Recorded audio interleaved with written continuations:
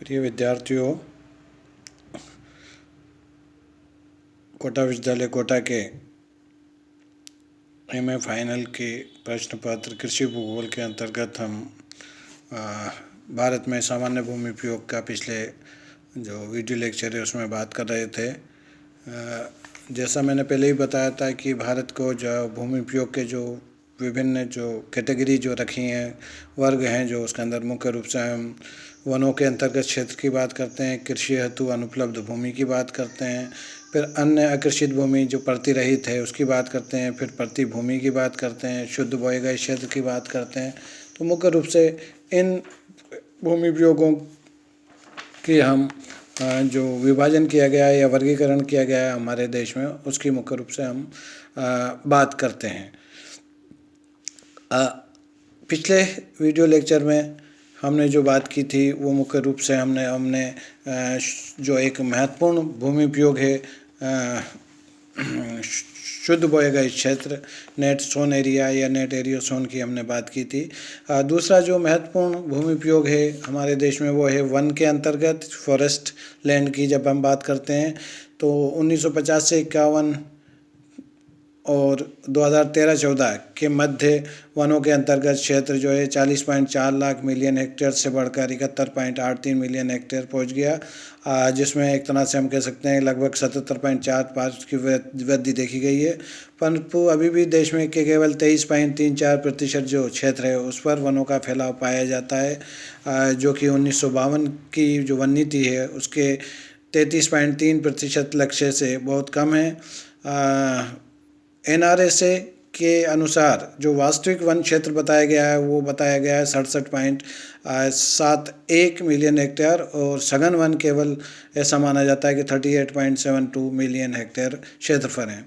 अरुणाचल प्रदेश, मणिपुर, अंडमान निकोबार द्वीप समूह के जो है वो 85% से भी अधिक भूभाग पर वनों का विस्तार पाया जाता है, जबकि मिजोरम, जम्मू कश्मीर, त्रिपुरा, उत्तराखंड और नागालैंड के 50 से 85% और मेघालय, दादरा नगर हवेली, ओडिशा, गोवा, छत्तीसगढ़, मध्य प्रदेश, केरल और झारखंड के लगभग 25 से 50% क्षेत्र पर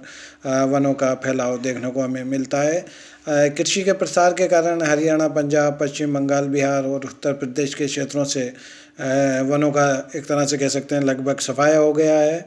विभाजन के उपरांत पाकिस्तान से आने वाले विस्थापितों को बसाने और कृषि हेतु तराई क्षेत्र के हज़ारों हेक्टेयर घने जंगलों को साफ कर दिया गया। हाल के वर्षों में वन रोपण के विशेष अभियान के दौरान शुरू किए गए सामाजिक वानिकी जैसे कार्यक्रमों के अच्छे परिणाम सामने आ रहे हैं और इनके माध्यम से वन रोपण का कार्य मुख्य रूप से किया जाता है।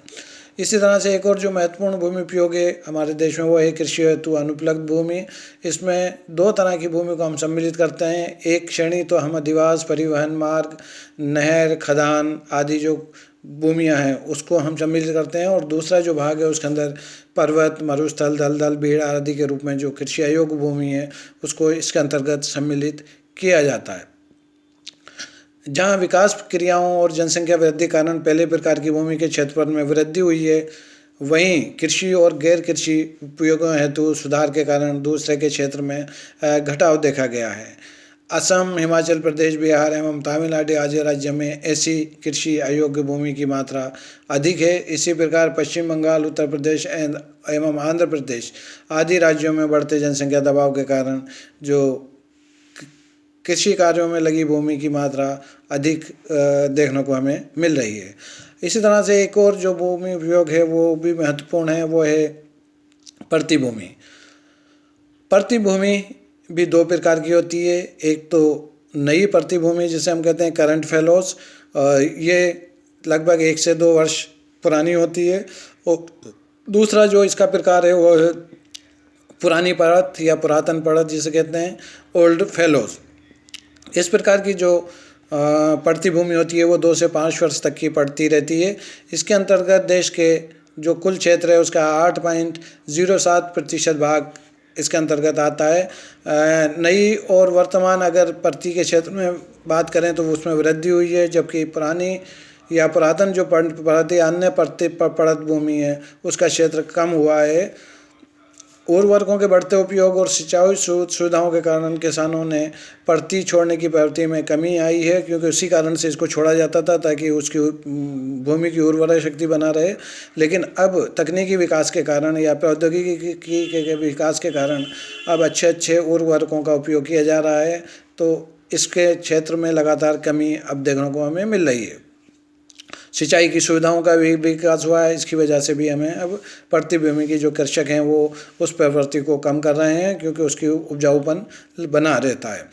राजस्थान, तमिलनाडु, झारखंड, आंध्र प्रदेश, नागालैंड, मिजोरम, कर्नाटक और मेघालय में राष्ट्रीय औसत से अधिक पड़ती भूमि पाई जाती है।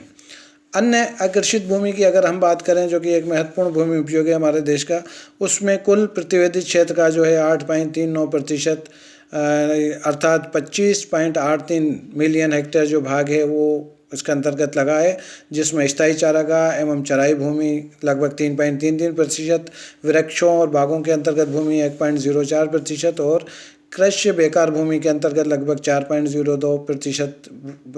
भूमि सम्मिलित है। हिमाचल प्रदेश में चारागाह और चराई भूमि की अधिकता है, जबकि मैदानी भागों में इसकी भारी कमी हमें देखने को मिलता है, और इसका असर पशुओं के स्वास्थ्य और पशु उत्पादों पर हम आसानी के साथ इसको देख सकते हैं। इसी प्रकार नागालैंड, मेघालय, ओडिशा, असम और उत्तराखंड में विभिन्न वृक्षों और बाग बगीचों के अंतर्गत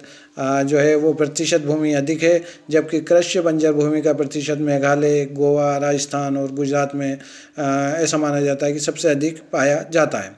राष्ट्रीय बंजर भूमि विकास बोर्ड ऐसी भूमि के सर्वेक्षण और सुधार हेतु लगातार प्रयास कर रहा है। तो आवश्यकता इस बात की है कि हम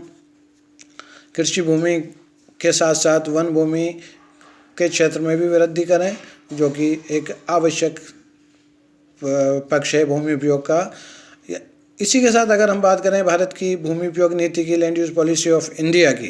तो भूमि उपयोग नियोजन और भूमि संसाधनों के भरपूर उपयोग हेतु 1988 में राष्ट्रीय भूमि उपयोग नीति तैयार की गई थी। इस नीति का उद्देश्य देश के भूमि उपयोग का विस्तृत और वैज्ञानिक सर्वेक्षण कराना, वन नीति के अनुसार देश के 33.3% क्षेत्र पर वन लगाना, अधिवासों और परिवहन मार्गों के उदग्र आयाम में वृद्धि कर अकृष्य भूमि क्षेत्र में वृद्धि को रोकना, बंजर और अकृष्य भूमि का वैज्ञानिक विधियों से सुधार करना, स्थायी चारागाह, वृक्षों और बागों के अंतर्गत क्षेत्र बढ़ाना, कृषि बेकार भूमि को कृषि या वनों में लगाना,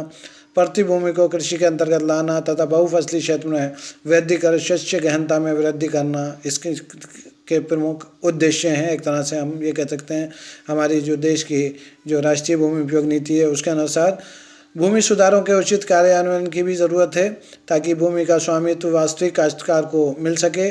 और अवक्रमित और बंजर भूमि के उद्धार हेतु उनका पट्टा भूमिहीन और छोटे किसानों को दिया जा सके। सूक्ष्म प्रादेशिक स्तर पर प्रत्येक प्रकार की भूमि हेतु भूमि उपयोग वर्ग निश्चित किया जा सके तथा भूमि उपयोग नीति के कार्यान्वयन की जिम्मेदारी ग्राम पंचायतों को दी जा सके। अखिल भारत मृदा एवं भूमि उपयोग सर्वेक्षण जैसे संगठनों को नियोजकों, प्रशासकों, पर्यावरणविदों, कृषि विज्ञानियों, स्थानीय लोगों एवं गैर सरकारी संगठन के परामर्श से भूमि उपयोग विकास योजनाओं का क्रियान्वयन करना चाहिए और बदलती सामाजिक आर्थिक आवश्यकताओं और समय के अनुसार भूमि उपयोग नीति में स्थानीय, प्रादेशिक और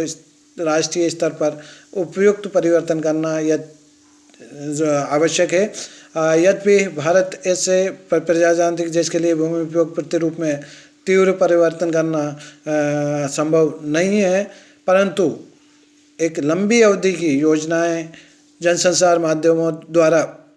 प्रचार और शिक्षा द्वारा इस लक्ष्य को हम प्राप्त कर सकते हैं। वो एक तरह से असंभव नहीं है। तो हमें आवश्यकता इस बात की हमारे देश का जो भूमि उपयोग है उसको हम